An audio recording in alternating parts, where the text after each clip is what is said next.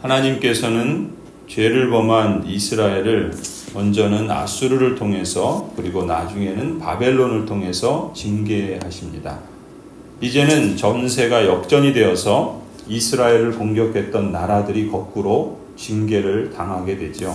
포로로 잡혀갔던 이스라엘은 이제 고향 땅 자신들의 목초지로 돌아올 수 있게 되었습니다.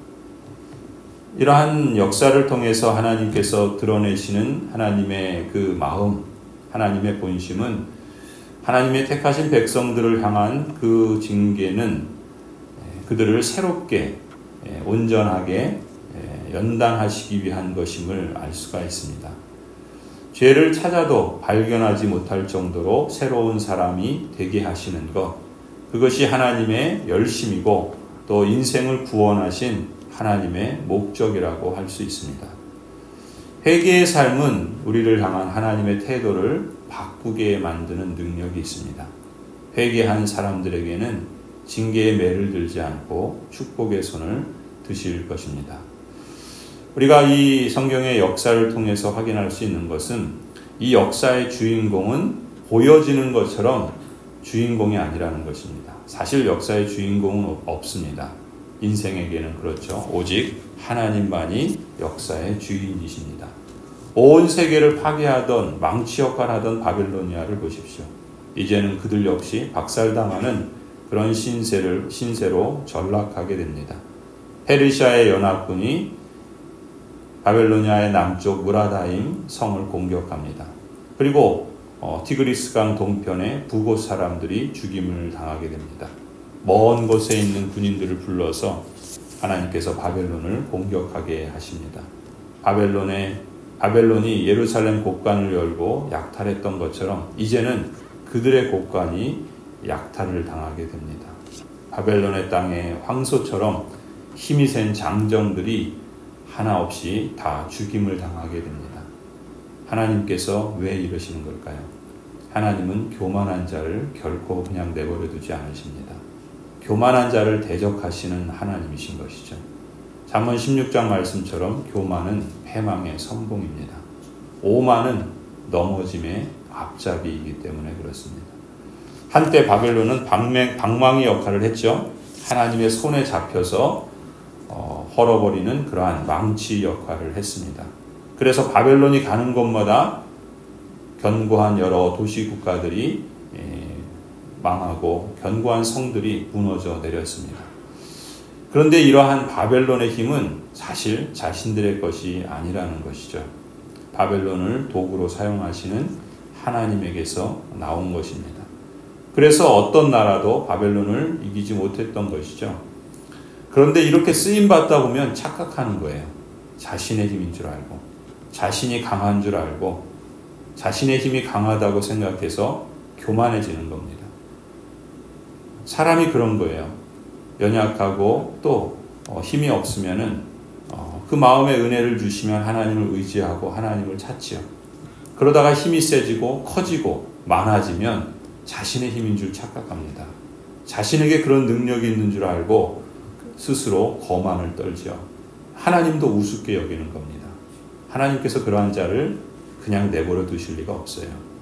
하나님의 허락 범위를 벗어나서 포악하게 굴었던 이 바벨로니아가 그것을 우리에게 여실히 보여줍니다. 하나님은 바벨로니아를 치실 때 무자비하게 치십니다. 무서울 정도로 그들이 다른 도시 국가들에게 행한 것처럼 똑같이 보복하십니다. 하나님께서 그런 그 바벨론이 망치 역할을 했던 것을 오히려 이제 그들이 그 망치에 의해서 파괴되도록 역사하시는 것입니다. 더 이상 바벨론 망치를 하나님께서는 사용하시지 않는 것이죠. 그렇습니다. 하나님께서 누구를 붙들어 사용하시느냐에 따라서 그 사람의 인생의 모습이 달라지는 것입니다. 중요한 것은 그 하나님께 붙어 있는 거죠. 그리고 그 하나님의 그 부르심과 그 하나님의 의도를 잘 따르는 것입니다. 그리고 그것이 자신의 능력인 양, 자신의 힘인 양, 그렇게 교만하거나 오만을 떨어서는 결코 안 됩니다. 앉아 있을 때에도, 넘어져 있을 때에도, 일어서서 앞으로 나아갈 때에도 늘 하나님께 붙어 있어야 되고 또 하나님을 의지해야 되고 또 하나님 앞에 겸손히 행해야 하는 것이죠. 하나님께서는 사람들을 통해서 역사하십니다. 하나님께서 그 사람을 통해 역사하실 때 그 사람은 참 복된 사람이죠. 그런데 그 역사로 인해서 그 사람이 하나님을 우습게 여기고 또 하나님을 마치 자기 종 부리듯 하는 사람이라면 그 사람은 이미 선을 넘어선 것이죠. 그러한 어리석음과 그러한 오만을 떨어서는 안 됩니다. 하나님께서 그 사람에게 어떻게 행하실지를 역사를 통해서 배워야 하는 것이죠. 역사를 통해서 아무것도 배우지 않는 인생은 그 역사를 반복할 따름입니다. 하나님께서 반대로 사용하시면 하나님의 능력이 나타나게 돼 있어요. 하지만 하나님의 손을 떠난 도구는 과거에 힘을 썼어도 아무리 힘을 쓰지 못합니다. 이미 하나님께서 떠난 것이죠. 사울을 보세요. 하나님께서 그를 쓰실 때는 하나님께서 이스라엘을 또 통치하게 하시지만 그가 교만하고 하나님의 말씀을 우습게 여기며 하나님의 뜻을 따르지 않을 때 하나님께서 참 그는 오히려 그 정신이 온전하지 못하고 하나님을 대적하는 그러한 인생으로 전락하지 않습니까? 겸손히 주님의 도구로 쓰임받는다는 것은 참 인생에 있어서 가장 값진 것입니다. 주님의 도구로 쓰임받는 것이 기쁨이죠. 주인의 손에서 떠나지 않는 그러한 망치가 되기를 원합니다. 처음부터 끝까지 우리 인생 여정이 처음부터 끝까지 그러한 하나님의 손에 붙잡힌 바 된 그런 인생으로 살아가기를 소원합니다. 하나님께서 우리에게 그런 은혜를 주셨고 또 그 은혜가 오늘이라고 하는 현재라고 하는 시점에서 계속해서 우리의 삶을 통해서 나타나고 드러날 수 있기를 소원합니다.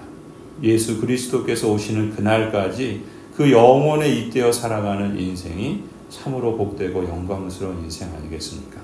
하나님은 그러한 사람을 통해서 하나님의 나라의 통치와 또 하나님의 그 영광스러운 이름을 드러내실 것입니다. 하나님께서 교회를 통해서든 가정을 통해서든 개인을 통해서든 하나님이 함께 하시고 동행하시며 겸손히 주의 뜻을 받들어 주님의 도구로 쓰임받으며 또 하나님을 높이는 그러한 인생이 될 수 있기를 간절히 소원합니다.